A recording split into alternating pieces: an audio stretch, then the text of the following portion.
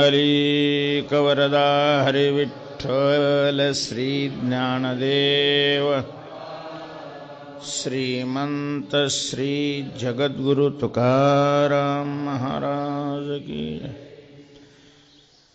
पंढरीचा महिमा देता अनेक उपमा, ऐसा ठाव नाही कोठे देव उभा उभी भेटे।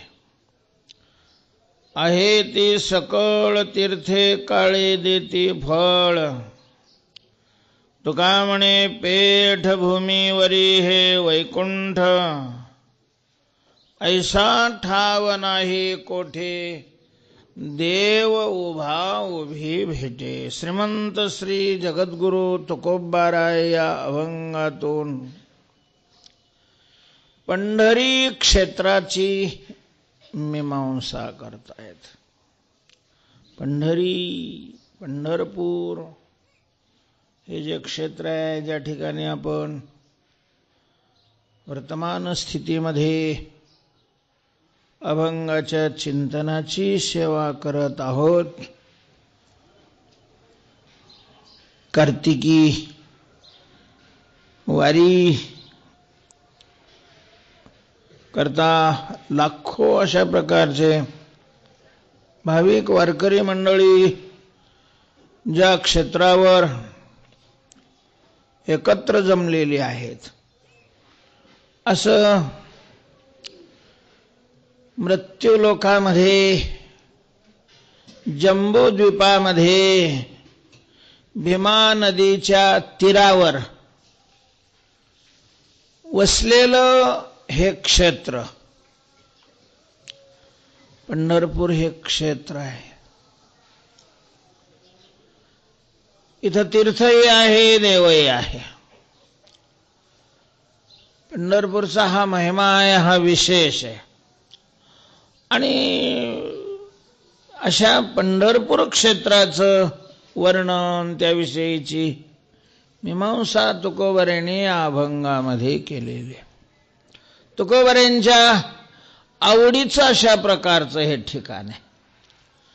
तुकोबाराय म्हणतात, आवडे पंढरी भीमा पांडुरंग चंद्रभागा लिंग पुंडलिके। पंढरी आवडे, आम्हाला पंढरपूर आवडतं।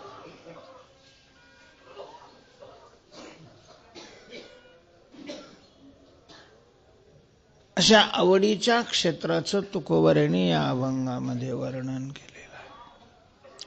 क्षेत्र कशाला म्हणतात? जमिनीला म्हटलं जातं।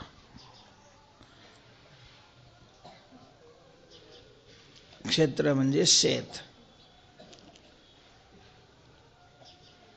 पण तो योगिक अर्थ झाला। क्षेत्र शब्दाचा रूढ अर्थ, पारिभाषिक अर्थ असा आहे की जी जमीन पवित्र असते, ज्या जमिनीमध्ये गेल्यानंतर ती जमीन माणसाचे दोष नष्ट करते, दूर करते, त्याच्या अंतःकरणामध्ये असलेले चांगले संस्कार ते जागे होण्याकरता मदत करते, त्याला क्षेत्र अशा प्रकारचं म्हटलं जातं। पवित्र भूमीला क्षेत्र म्हणतात आणि पवित्र पाण्याला तीर्थ अशा प्रकारचं म्हटलं जातं। अग्नी स्वभावताच अग्नी आणि वायू हे पवित्र आहेत, म्हणून अग्नीला पावक असं एक नाव आहे। पावक म्हणजेच दोष घालवणारं, पवित्र करणारं। तर पवित्र भूमीला क्षेत्र म्हणतात आणि त्या भूमीला जे पावित्र्य येत असतं ते पवित्र व्यक्तीच्या संबंधाने येतं।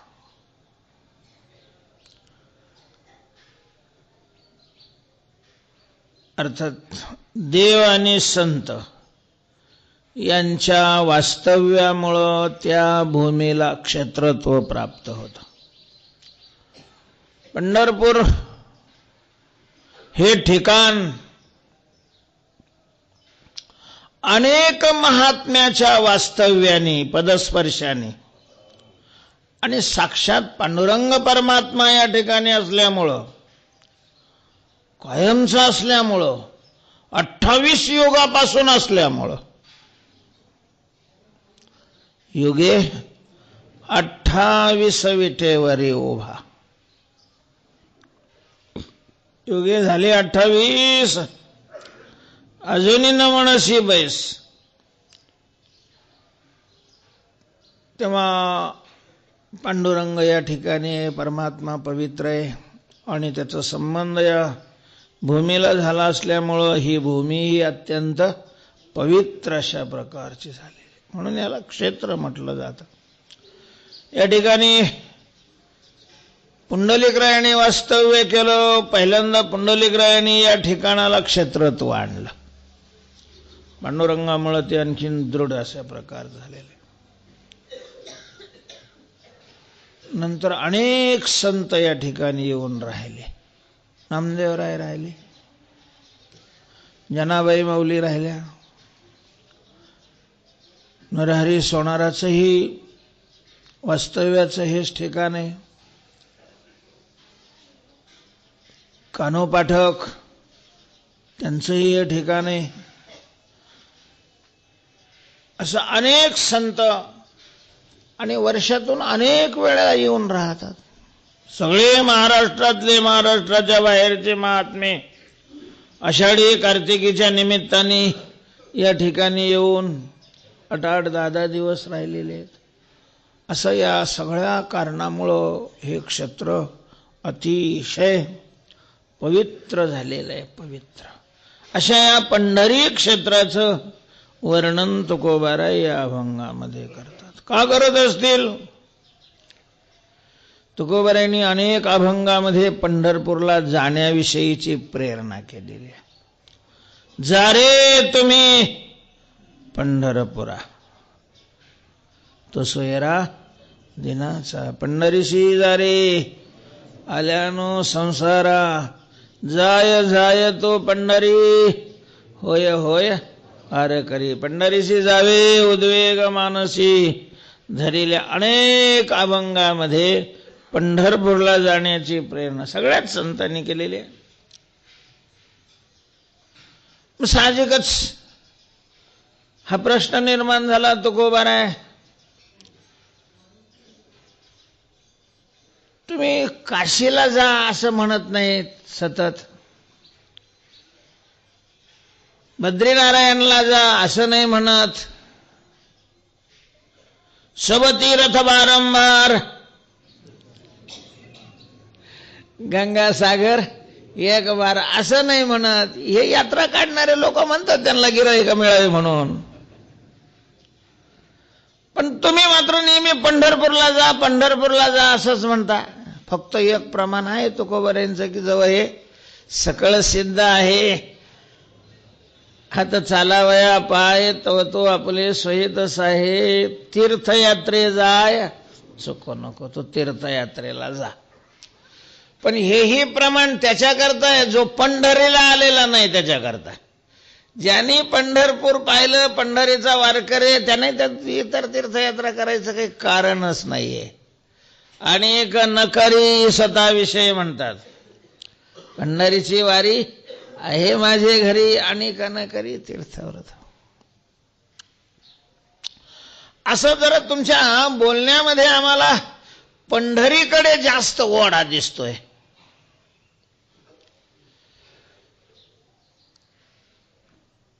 कारण सांगता येईल तुकोबाराय? तसं तुमचं ते गाव नाहीये, जन्मगाव नाही, कर्मभूमी बी नाही. मग तुम्ही पंढरपूरला जा, पंढरपूरला जा, स्वतः पंढरपूरला येता. काय कारण आहे, काय विशेष आहे पंढरपूरमध्ये? पंढरपूरचा विशेष काय आहे? तुकोबाराय या अभंगातून त्याचं उत्तर देत आहेत की पंढरपूरचा महिमा, पंढरपूरचा विशेष. विशेष म्हणजेच महिमा. काय आहे असा तुमचा प्रश्न आहे.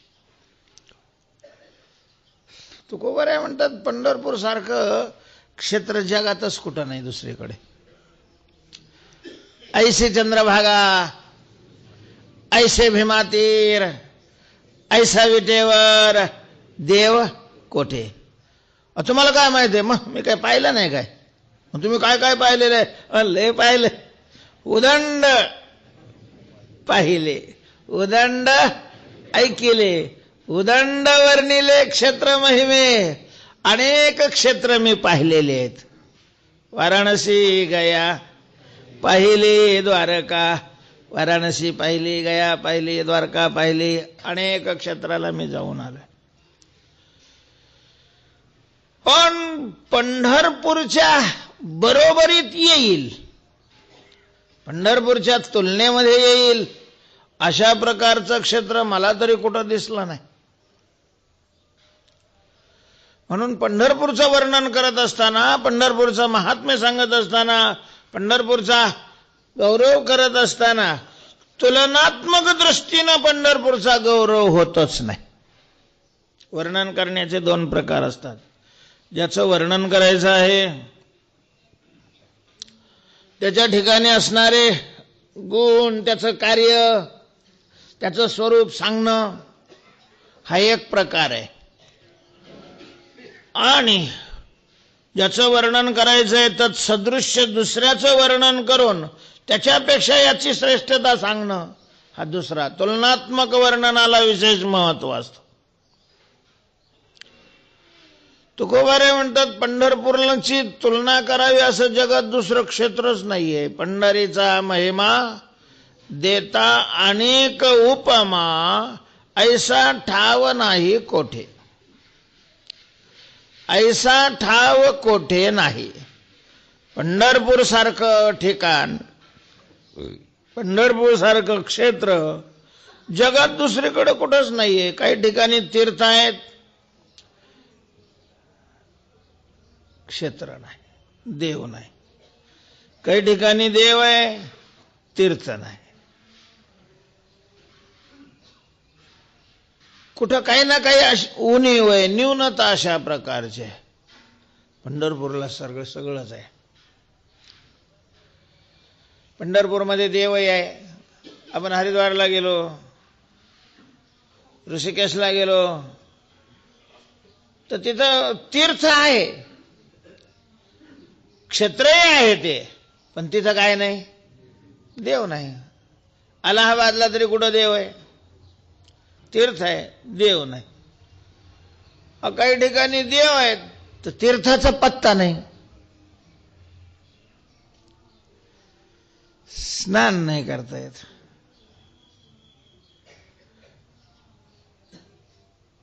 काही ठिकाणी देव तीर्थ असले तर संत नसतात, काही ठिकाणी संत असले तर देव नसतो. असं कुठं काही उणीवा आहेत.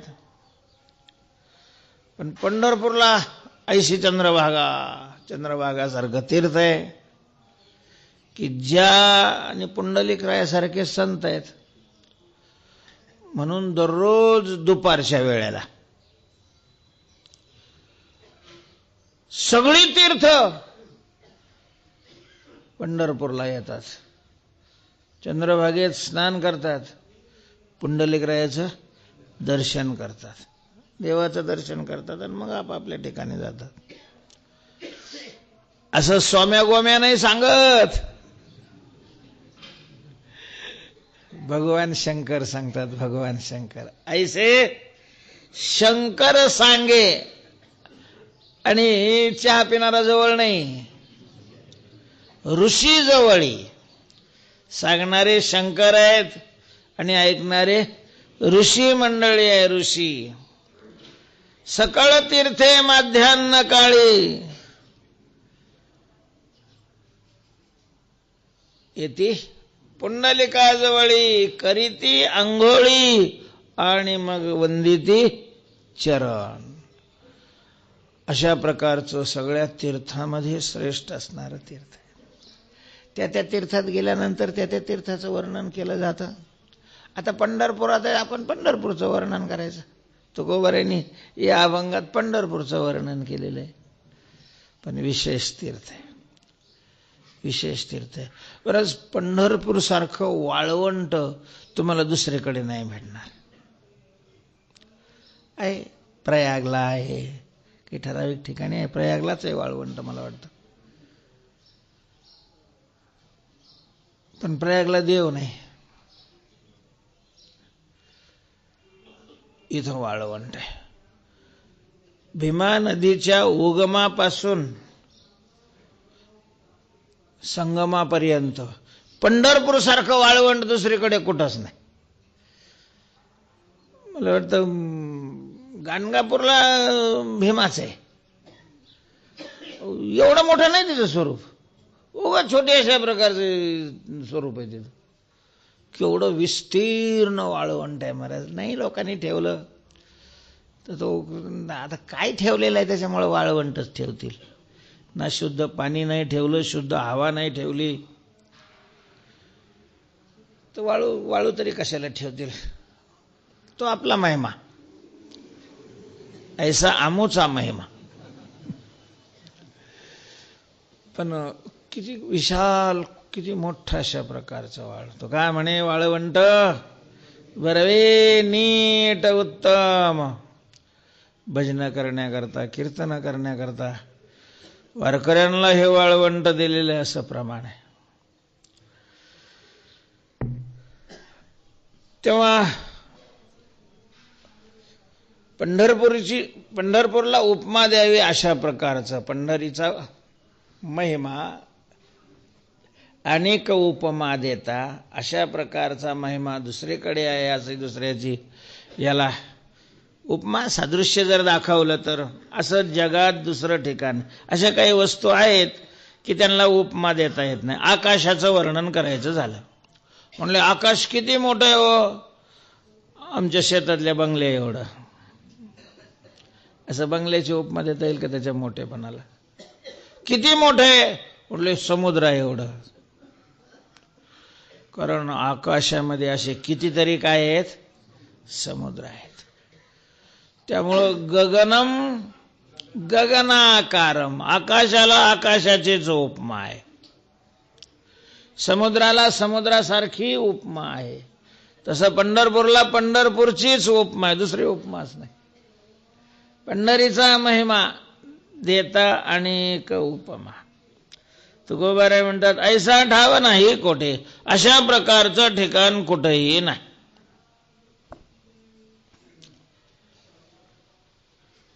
काय विशेष आहे असं या ठिकाणाचा? तो विशेष दुसऱ्या चरणाच्या उत्तरार्धामध्ये सांगितलेला आहे. देव उभा उभी भेटे, ऐसा ठाव कोठे नाही, देव उभा उभी भेटे. या क्षेत्राचा हा महिमा आहे की इथं देव भेटतो आणि तोही उभा उभी म्हणजे तात्काळ अशा प्रकारचा देव भेटतो. देव भेटतो आणि तात्काळ देव भेटतो. पंढरपूरला, पंढरपूरला आम्हाला तर नाही भेटला, आम्हाला भेटत नाही. आणि उभा उभी तर नक्कीच नाही. उभा आहे पण उभी नाही. कितीको वेळ तरफडावं लागतं तिथं वारीला, आणि वारीला गेल्यावरही तो भेटतो का नाही काय माहिती. फलबल न्यायाने पाहिलं तर तो भेटत नाही असंच म्हणावं लागत आहे. तो भेटल्यानंतर जी कार्य घडायला पाहिजे आमच्या जीवनामध्ये अशा प्रकारची कार्य काही घडत नाहीत. तेव्हा तुकोबाराय तुम्ही म्हणताय आम्ही काही तुम्ही खोटं सांगताय असं म्हणत नाही. कारण खोटं तुमच्या वाणीला काय करत नाही, स्पर्शच अशा प्रकारचं करत नाही. तेजस्वी वाणी महाराज, अग्निस्वरूप वाणी, तिथं खोटं कशाला स्पर्श करेल. पण आम्हाला ते कळत नाही, आमच्या ते अनुभवाला येत नाही हे तर आम्ही म्हणू शकतो.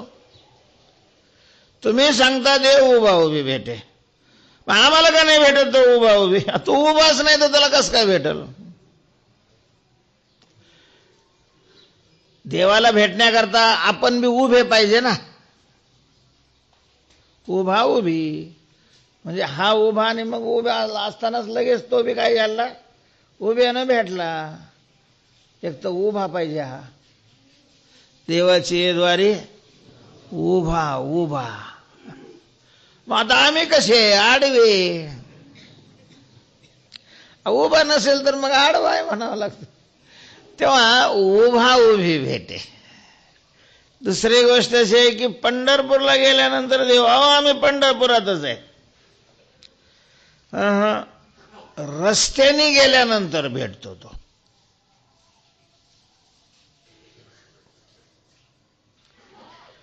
रूपकाच्या याच्यात वर्णन करताना दुसऱ्या एका अभंगात तुकोबरेने म्हटलेलं आहे, पंढरीचे भूत मोठे आल्या गेल्या झडपी वाटे.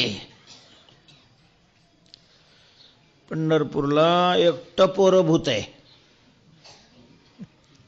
मोठं भूत आहे मोठं. तुकाराम महाराज देवाला भूत म्हणतात का काय? हा, देवाला भूत म्हटलंय तुकाराम महाराज. असं कसं काय तुकाराम महाराज देवाला भूत म्हणतात?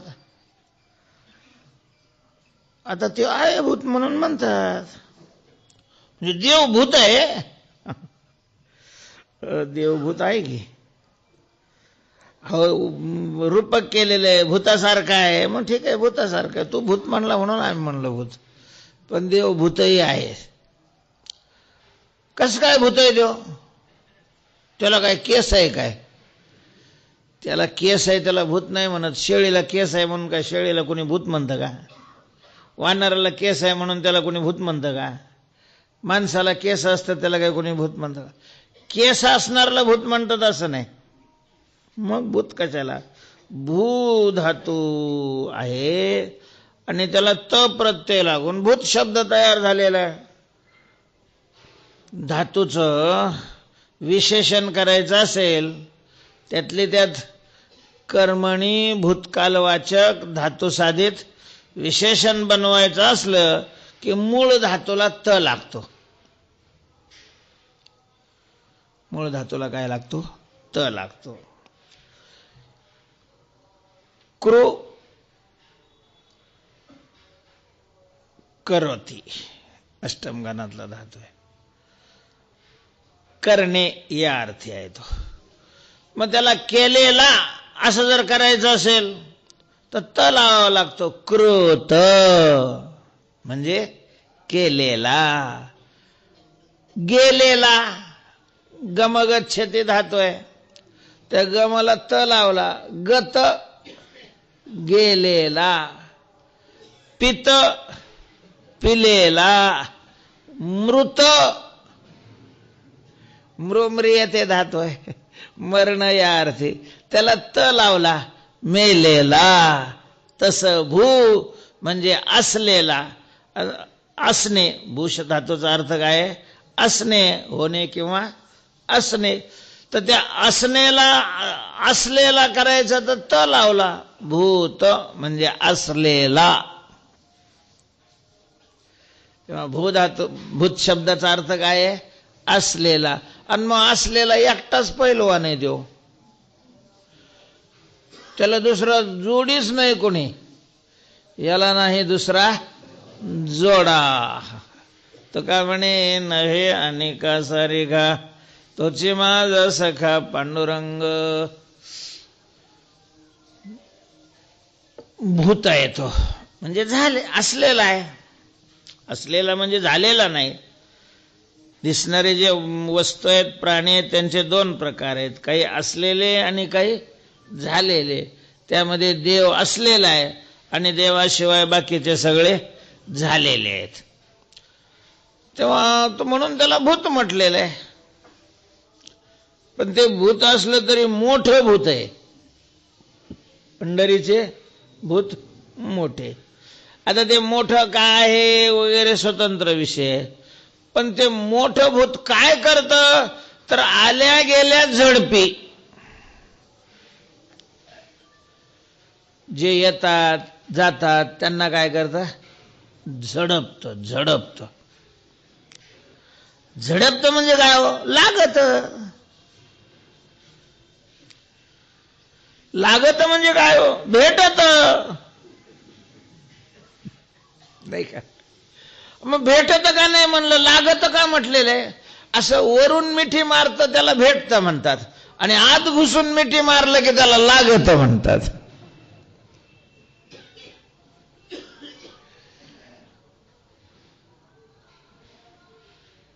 आवडी काय भाविके त्याची आवडी मोठी. पुढं तू काय म्हणे, मिठी घाली जीवे. भाविके त्याची आवडी मोठी, तो का म्हणे मिठी जीवे घाली. हा देव, याला भाविक आवडतात म्हणून हा त्यांच्या जीवाला काय मारतो? मिठी मारतो. मिठी यालाच झडपणं म्हणतात, त्यालाच लागणं अशा प्रकारचं म्हणतात. तो लागतो होते सगळं अर्थ कळाला हो, पण आम्हाला कसा लागला नाही हो प्रश्न आहे. आम्ही काही येत नाही का जात नाही? येताना आमची घाई असते आणि जाताना घाई असते. मग आम्हाला कसं काय त्यांनी झडपलं नाही? तुकाराम महाराज तर म्हणतात, येता जाता झडपी वाटे. मग तुम्ही कुठेतरी कमी पडत असाल. आता कुठं कमी पडतो आम्ही, तुम्ही सांगा. मग ते प्रमाण पा काय आहे? वाटे येता जाता झडपी. तुम्ही वाटेने येता का वाटेने जाता? आता कमालच आहे, यायचं वाटानेच तर यावं लागेल ना. मग काय आडरानाने घुसतो काय आम्ही?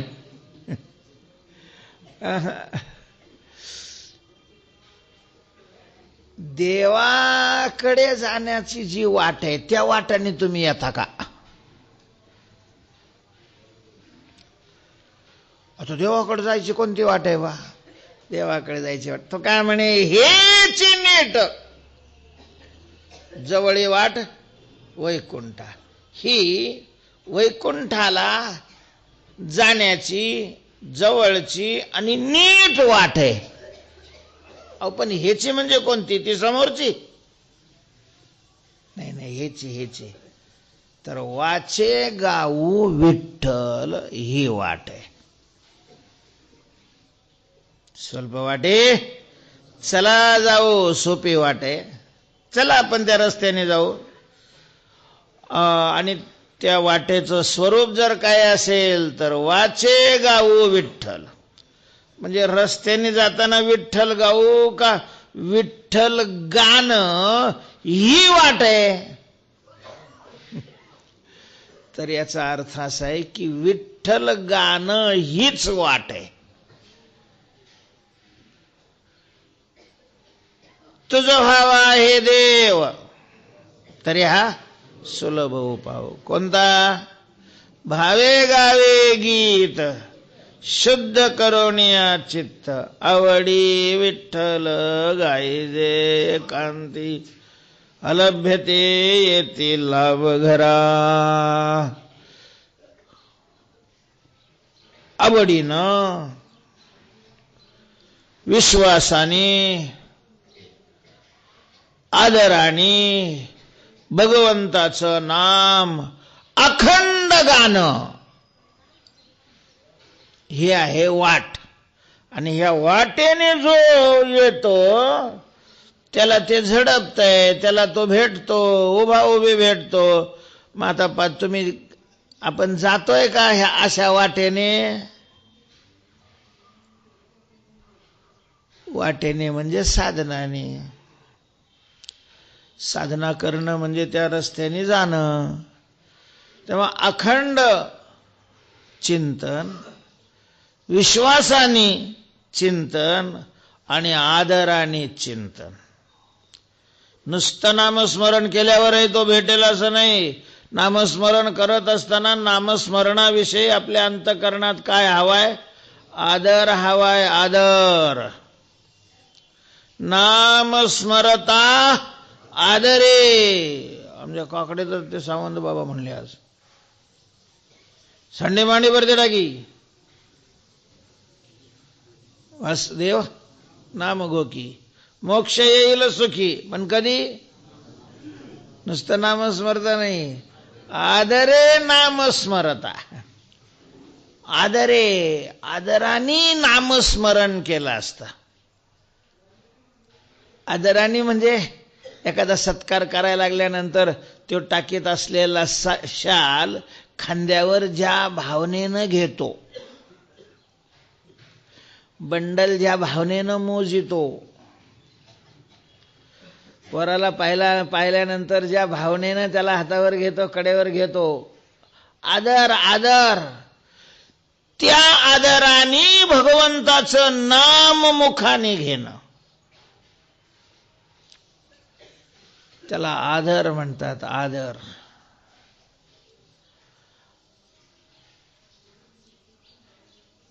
आपलाच फोटो ज्या आदराने पाहायला जातो,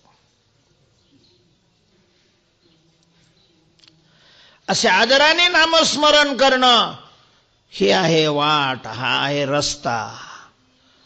आणि अशा रस्त्याने जो येतो त्याला तो झडपतो, म्हणजे त्याला तो भेटतो. भेटे देव उभा उभी भेटे, ती इकडं यावं लागतं. तशा प्रकारच्या रस्त्याने चालत लगेच देव भेटतो. काशीला भेटतो पण तिथं मरावं लागतं. मोक्ष देवणी उदार काशी होय कीर, परी वेचने लागे शरीर तिये गावी. तिये गावी शरीर. कोणीतरी सांगितलं ती काशीत मरायचं म्हणजे आता काशी तर भलती मोठी झालेली आहे. पंतप्रधान तिथून निवडून आलेला आहे. शहर आहे, त्याची सीमा किती वाढलेली आहे. काशीचं म्हणून एक ठराविक क्षेत्र आहे, तो एरिया आहे. त्या एरियात मेला तरच त्याच्या मुक्तीची जबाबदारी भगवान शंकर घेतात. झोपडपट्टीचे नाही, ते मरावं लागतं. मरणमुक्ती वाराणसी.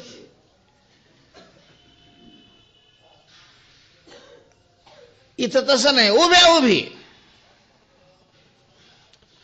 उभ्या तात्काळ नचिरात आणि देव भेटतो. आता त्या साहजिकच त्याच्याकरता पंढरपूरला जावं लागतं आणि रस्त्याने जावं लागतं. रस्त्याने जर पंढरपूरला आला, रस्त्याने या शब्दाचा अर्थही आपण स्पष्ट केलेला आहे. रस्त्याने या शब्दाचा अर्थ भगवंताच्या भेटीची जी वेगवेगळी साधनं आहेत त्यामध्ये एका विशिष्ट साधनाने. रस्ता मार्ग पंथ. महाजनो येन गता सपंथः. कपंथः असा प्रश्न यक्षाने विचारला होता धर्मराजाला. त्यावेळेला धर्मराजाने उत्तर दिलं होतं की महाजनः, संत महात्मे, ज्या साधनेनं भगवत स्वरूप झालेले आहेत त्या साधनेचं नाव काय आहे? पंथ आहे. पंथ रस्ता आहे. आणि महात्मे भगवत चिंतनाने तद्रूप झालेले आहेत. चिंतने तद्रूपता. म्हणून चिंतने सरेतो धन्य धन्य काळ सकळ मंगळ मंगळाच. अशा रस्त्याने गेल्यानंतर तो भेटतो. उभ्या अशा प्रकारचा भेटतो. भेटण्याकरता महाराज तो उतावीळ आहे आपल्याला भेटण्याकरता. तो आपली वाट पाहतो. वाट पाहे उभा म्हणून तो उभा आहे. नाही तर मग असं मस्त त्याला काही आराम खुर्ची मिळणार नाही होय, का सोफा सेट मिळणार नाही. म्हणजे लक्ष्मी बायको आहे त्याची. लक्ष्मी वल्लभ आहे तो. लक्ष्मी ऐशी जयाची दासी. आणि लक्ष्मीनं सर्वस्व त्याला अर्पण केलेलं आहे. मग सर्वस्वे करुणी सेवा. अभिमान सांडुनी पांडवा. ते पाय धुवावयाची दैवा पात्र झाली. हे सोसायटीत निवडून आलं की लगेच सोफा सेट आणलं. अरे लक्ष्मीपती आहे तो उभा राहायला वाट पाहतोय. कोणाची? आपली. पंढरपूरला रस्त्याने जो कोण येतोय त्याची वाट पाहतोय तो. इकडं लाईनीला किती गर्दी आहे त्याला त्याचं काही घेणं नाहीये.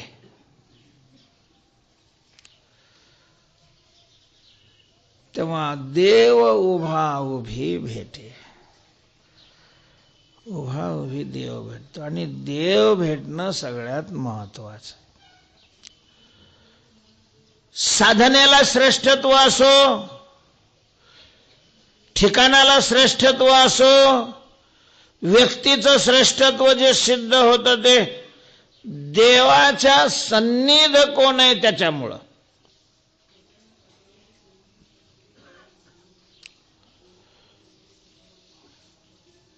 जसं व्यवहारामध्ये मोठी माणसं कोणाला म्हणतात? पैशाशी ज्याचा संबंध आहे त्याला. तसं परमार्थामध्ये मोठं कोणाला म्हटलं जातं? देवाशी ज्याचा संबंध आहे. मग जितका संबंध जवळचा असेल तितका तो मोठा, जितका त्याच्यापासून दूरदूरचा असेल तितका तो काय होतो? लहान अशा प्रकारचा होतो. तेव्हा पंढरीचा हा विशेष आहे की या ठिकाणी देव भेटतो आणि उभ्या उभी भेटतो. अर्थात तात्काळ अशा प्रकारचा भेटतो. फक्त आपण तसं लायक होऊन जावं लागतं हे तर आहेच आहे. काय असतं बरेच फल आहे ना ते अधिकाऱ्यालाच मिळतं, नाही दुसऱ्याला मिळत. अनेक ठिकाणी वर्णन केलेलं आहे, तर्कावरूनही जाणता येतं की चंद्राच्या चांदण्यातून अमृताचा वर्षाव होतो. म्हणून उन्हाळ्यामध्ये सुद्धा पहा दुपारी माणसाला जाळल्यासारखं होतं. लगे पंखे लावले तर पंख्याची सुद्धा हवा गरम लागायला लागते, कूलर लावलं तरी ते सुद्धा गरम दमट होऊन जातं, लाही होते. पण त्याच ठिकाणी मनुष्य ज्या वेळेला संध्याकाळ होते आणि चंद्र उदयाला येतो, कसं शांत शीतळ अशा प्रकारचं वाटतं. तर अमृताचा शीतलता हा एक गुण आहे. तर ते चांदण्यातून अमृत येतं. त्यातली त्यात शरद ऋतूमध्ये तर विशेष रूपाने येतं. शरद पौर्णिमेला त्याचा म्हणून तर कोजाग्रते. आता या चांदण्याचं आस्वादन फायदा कोण करून घेतो? चकोर नावाचा पक्षी आहे म्हणतात. मग चकोर चंद्रातला अमृत पितो. मग आपल्याकरता काही तिकीट नाही मिळत का? कोणी दरवाजे लावलेले आहे का? आपलाच दरवाजा आपण बंद करून घ्यायचा आणि गच्चीवर जाऊन बसायचं, कोणाला कळूच नाही द्यायचं, आणि मग अमृत प्यायला काय हरकत आहे का? जर चकोराला चंद्रातून श्रवणार चांदण्याच्या द्वारे येणारं अमृत प्राप्त होतं, तर आम्हाला का मिळत नाही? त्याचं कारणच आहे की आम्ही तिथले काय नाही, अधिकारीच नाही. मग आपलं दूध तापवायचं चांदण्यामध्ये, त्याच्यात भलतं काही काही टाकायचं आणि मग त्याला काय म्हणायचं? अमृत म्हणायचं. आणि बरेच ते दूध पेल्यावर गेलेले आहेत.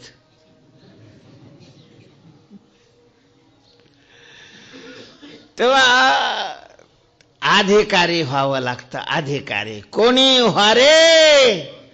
अधिकारी त्यासी हरी देईल. त्या काल्याच्या अभंगामध्ये एका ठिकाणी तुकोबरांनी असं म्हटलेलं आहे की काला वाटो एकमेका वैष्णवाने का. आम्ही निके वैष्णव एकामेकाला काला वाटतो. म्हणून को तुम्ही असे आपलपोटे कसे काय? साधू म्हणवता, संत म्हणवता, जगावर उपकार करण्याकरता आलो म्हणून सांगता आणि एकामेकात वाटून घेता. अरे वा रे वा.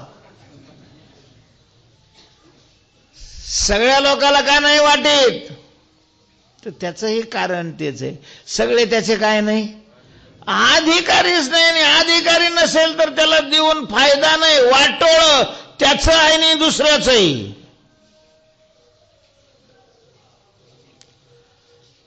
तुम्हाला काय वाटतं? आमच्या देशातले लोक आज आत्महत्या करायला लागलेले, त्याला कोण कारणीभूत आहे? आम्हीच कारणीभूत आहे. अनधिकाऱ्याच्या हातामध्ये हे गेलं सगळं, आणि त्याचा परिणाम लोकांना जीवन अशा प्रकारचं संपवावं लागू राहिलंय. त्यामुळं अधिकारी असणं महत्वाचं आहे. जर अधिकारी होऊन आपण आलो या ठिकाणी पंढरपूरला, तर देव उभ्या उभी भेटे, तो तत्काल अशा प्रकारचा भेटतो. म्हणजे दुसरं क्षेत्र नाही का? दुसरं क्षेत्र नाही असं नाही, दुसरे क्षेत्र आहेत, तीर्थही आहेत, तिथे गेल्यानंतर फलही मिळतं, पण असं उभ्या उभ्या नाही.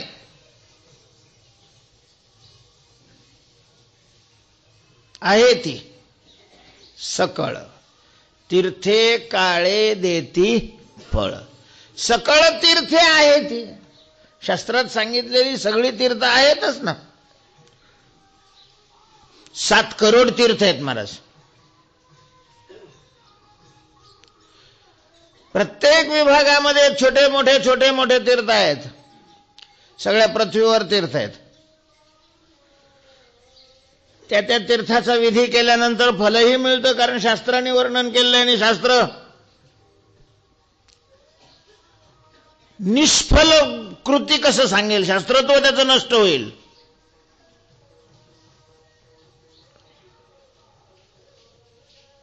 त्यामुळे त्याला फलही आहे, पण मग ते फल एकतर छोटे आहेत आणि कालांतराने मिळणारी अशा प्रकारची फल आहेत. इथं तसं नाही, उभ्या उभी आहे ती सकळ पुष्कळ तीर्थ आहेत. फलही त्या ठिकाणी मिळत नाही असं नाही, फलही मिळतं, पण कालावधी लागतो. पंढरपूरचा हा विशेष आहे की इथं वाट पाहिजे गरज पडत नाही. तेव्हा आहे ते सकळ तीर्थे काळे देते फळ. तर ह्या पंढरपूरचा हा विशेष आहे की पंढरपूर हे पेठ आहे, पेठ. तुका म्हणे पेठ भूमीवरी हे वैकुंठ. 2 विषय सांगितले त्या शेवटच्या चरणामध्ये, की हे पेठ आहे आणि वैकुंठ आहे. वैकुंठ हे जमिनीवरचं वैकुंठ आहे, अंतरिक्षातलं वैकुंठ वेगळं, हे जमिनीवरचं, म्हणून याला भूवैकुंठ म्हणतात. अधिक अक्षराने एका भूवैकुंठ म्हणे तुका. पेठ वैकुंठ आहे पण वैकुंठ पेठ नाही, पेठा आहेत पण वैकुंठ नाही. पंढरपूरला वैकुंठही आहे आणि पेठही आहे. पेठ आहे, हा पेठ आहे. पेठ म्हणजे काय हो? पेठी. पेठ शब्दाचा अर्थ आहे बाजार. ज्या ठिकाणी होलसेल मोठी दुकानं असतात, दुतर्फा लाईन असते आणि फार माल उतरवला आणि चढवला जातो. करोडो रुपयाची ज्या ठिकाणी काय होत असते, उलाढाल होते, त्याला काय म्हटलं जातं? पेठ म्हटलं जातं, पेठ. तेव्हा पंढरपूर हे पेठ आहे. दुतर्फा अशा प्रकारच्या दुकानाच्या लाईनी पेठ आहे. पण मग असे कितीतरी पेठ आहेत ना, प्रत्येक शहरामध्ये पेठ आहे ना. मग ते पंढरपूर, मग ज्या मालाची पेठ पंढरपूरला आहे, अशा प्रकारच्या मालाची पेठ या पृथ्वी तलावर दुसरीकडे कुठंच नाही.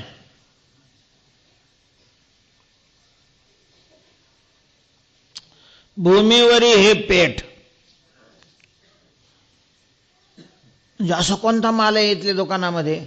आणि हे दुकानं कोणी टाकलेली आहेत, कोण आहेत दुकानदार? हा, आता तुम्हाला हे लागलं ना. माल कोणता आहे? माल ज्याला जे लागतं तो माल आहे. आणि हे दुकानं टाकणारे कोण आहेत? संत आहेत. संत संत सज्जनी मांडली दुकाने, जे जया पाहिजे ते आहे रे. बाकीच्याकडे पेठा आहेत, पण ते दुकानदार एकतर संत नाहीत, मग लुटारू.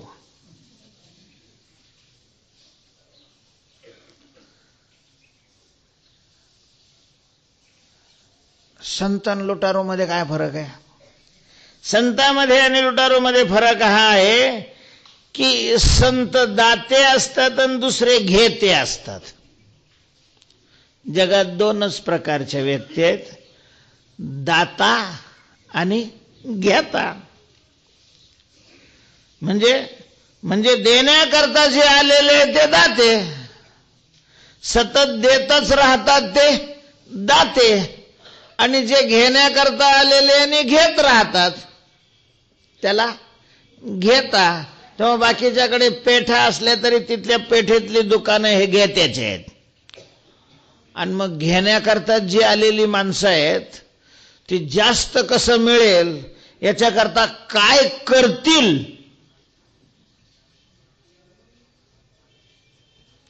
याचा भरवसाच नाही महाराज. घेण्याकरता जी आलेले आहे ते घेण्याकरता आलेले आहे. ज्यांच्याकडून घ्यायचंय त्यांच्याशी त्यांना काही घेणं नाही. त्याच्यामुळं दुधावाले दुधात काय टाकतील, दुसऱ्या मालावाले त्याच्यात काय टाकतील, कीर्तनकाल कीर्तनात